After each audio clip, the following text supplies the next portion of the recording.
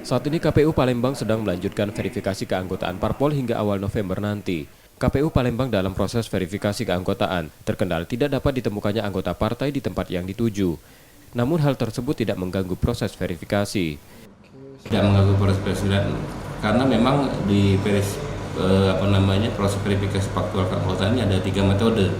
Yang pertama itu kita mendatangi sesuai dengan alamat, dengan KTP. Kemudian ketika tidak dapat ditemui, partai politik akan mengumpulkan di kantor DPC atau DPD partai politik.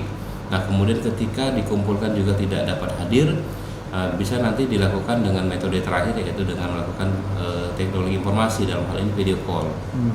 Proses ini akan menentukan lolos atau tidaknya partai politik non-parlemen tersebut sebagai peserta pemilu.